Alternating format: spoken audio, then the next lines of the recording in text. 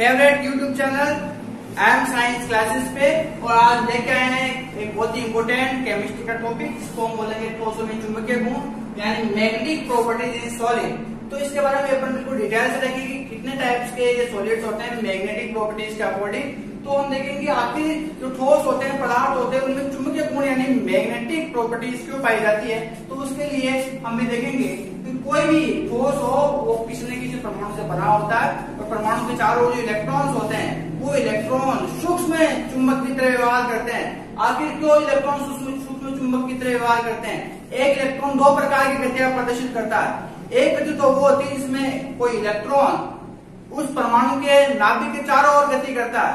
तो नाभिक की चारों ओर गति करने को बोले उसकी कक्षीय गति, एक होता है उसकी कक्षीय गति। और एक इलेक्ट्रॉन अपने अक्ष के ऊपर घूर्णन करता है, उसको उसकी अक्षीय गति बोलते हैं। तो कक्षीय और अक्षीय गति जो है उसमें चुंबकीय आघूर्ण का निर्माण कर देती है और चुंबकीय आघूर्ण के निर्माण होने के कारण ही ठोसों में चुंबकीय गुण का निर्माण हो जाता है। तो इस प्रकार से जो चुंबकीय आघूर्ण है उसका जो मात्रक होता है वो मैग्नेटॉन होता है।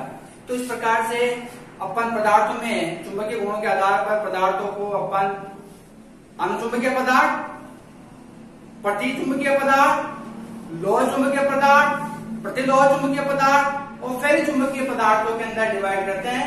तो सबसे फर्स्ट बात करते हैं अपन फर्स्ट अनुचुंबकीय यानी para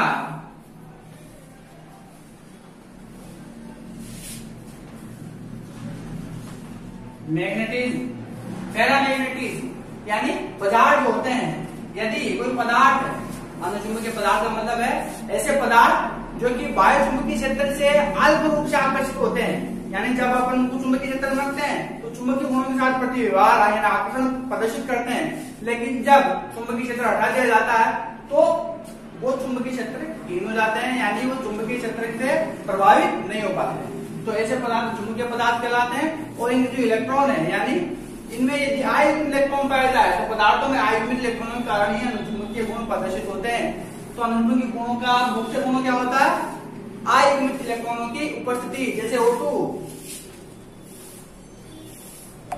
Fe+2 Fe+3 titanium oxide, ये ऐसे एग्जांपल्स है जो कि अनुचुंबकीय गुण प्रदर्शित करते हैं। दूसरा टाइप है प्रति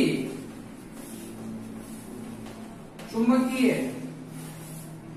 यानी डायमैग्नेटिक।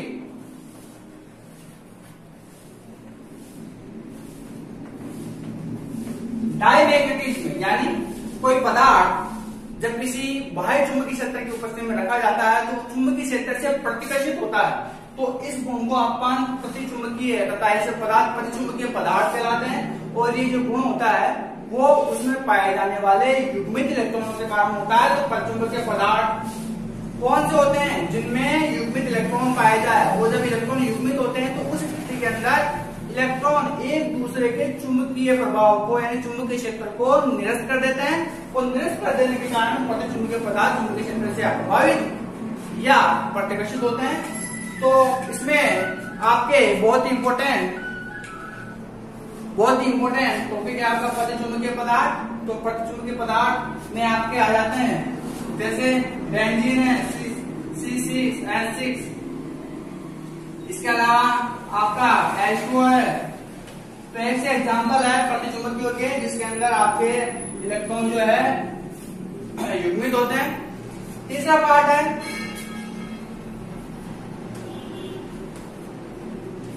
लोह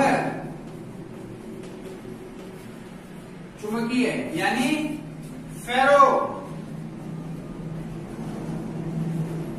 मैग्नेटिज्म। फेरोमैग्नेटिज्म यानी इसी से चुंबकीय गुणों में वृद्धि लिए हुए ये पदार्थ होते हैं।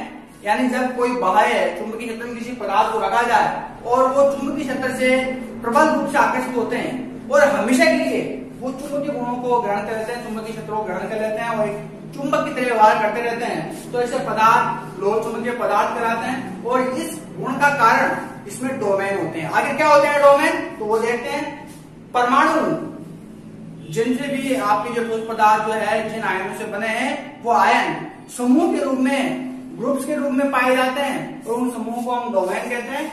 डोमेनों की दिशा यदि बाह्य चुंबकीय क्षेत्र की ओर होती है, यानी सभी डोमेन की दिशा एक की ओर होती है, तो वो चुंबकीय क्षेत्र से प्रबल रूप से आकर्षित होते हैं। तो ये जो संरचना है डोमेन्स होते हैं, और लोह चुंबकीय पदार्थ जो डोमेन्स होते हैं उनकी दिशा सबकी समान होती है। अब बात करते हैं अपन फॉर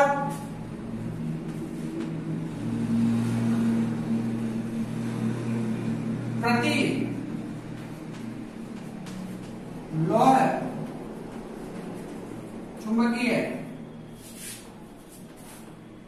प्रतिलोह चुंबकीय का मतलब होता है एंटी फेरो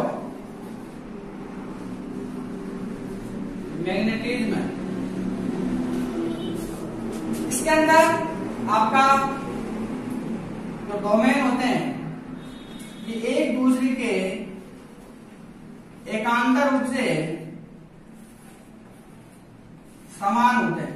आप ये देखेंगे एक छोड़कर एक डोमेन की दिशा समान है, एक छोड़कर एक डोमेन की संख्या बिल्कुल उसके विपरीत है। तो इस प्रकार से ये डोमेन का चुंबकीय क्षेत्र इस डोमेन के चुंबकीय क्षेत्र के द्वारा निरस्त हो जाएगा। तो जब निरस्त होता है तो प्रतिलोह चुंबकीय पदार्थ चुंबकीय क्षेत्र की ओर आकर्षित नहीं हो पाते हैं। तो अपन लोह चुंबकीय पदार्थ में बहुत प्रबल रूप से आकर्षित हो पाते हैं। जैसे आपका आयरन प्रबल रूप से आकर्षित हो पाता है, कोबाल्ट। ऐसा एग्जाम्पल जो लोह चुंबकीय पदार्थों के, जबकि प्रतिलोह चुंबकीय पदार्थों के अंदर आपके जो डोमेन्स होते हैं वो एक छोड़कर एक विपरीत दिशा में, विपरीत क्रम के अंदर विन्यासित होते हैं। जैसे मैग्नीज ऑक्साइड आपका प्रतिलोह चुंबकीय पदार्थ है। अब बात करते हैं व्यक्ति फेरी।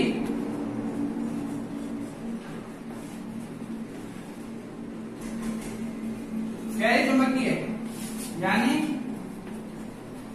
फेरी मैग्नेटिज्म।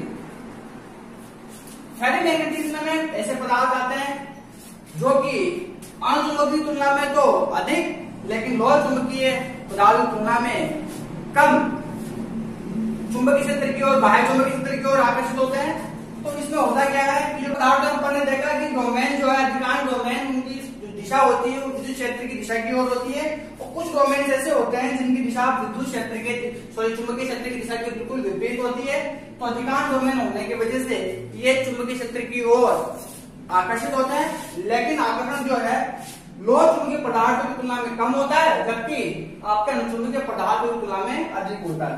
जैसे एग्जांपल्स के रूप में Fe3O4, Fe3O4 ऐसे एग्जांपल्स है जो कि फेरी चुंबकीय गुण प्रदर्शित करते हैं। तो अपन ने देखा कि अनुचुंबकीय पदार्थ जिनमें युग्मित इलेक्ट्रॉन होते हैं, युग्मित इलेक्ट्रॉन होते हैं, युग्मित होने के कारण ये चुंबकीय क्षेत्र से अलग रूप से आकर्षित होते हैं। प्रतिचुंबकीय पदार्थ जिनके अंदर जो इलेक्ट्रॉन्स होते हैं वो युग्मित अवस्था में होते हैं, और युग्मित होने के कारण ये चुंबकीय क्षेत्र से प्रभावित या प्रतिकर्षित होते हैं। लोह चुंबकीय पदार्थ जिसमें डोमेन की दिशा जो है सबकी बिल्कुल समान होती है, चुंबकीय क्षेत्र की ओर होती है, बाह्य चुंबकीय क्षेत्र की ओर होती है, और ये प्रबल रूप से चुंबकीय क्षेत्र की ओर आकर्षित होते हैं। प्रतिलोह चुंबकीय पदार्थ जिनके अंदर जो है डोमेन एकांतर रूप से चुंबकीय क्षेत्र की ओर होते हैं, और इसमें ये डोमेन से एक दूसरे के प्रभाव को, चुंबकीय क्षेत्र के प्रभाव को निरस्त कर देते हैं, जिससे चुंबकीय क्षेत्र से अप्रभावित होते हैं। और पांचवा जो था आपका चुंबकीय पदार्थ, जिसके बारे में मैंने आपको बताया कि अधिकांश डोमेन जो है चुंबकीय क्षेत्र की ओर होते हैं, जिससे कि ये चुंबकीय क्षेत्र की ओर आकर्षित होते हैं। तो इस प्रकार से अपना पूरा कंप्लीट वीडियो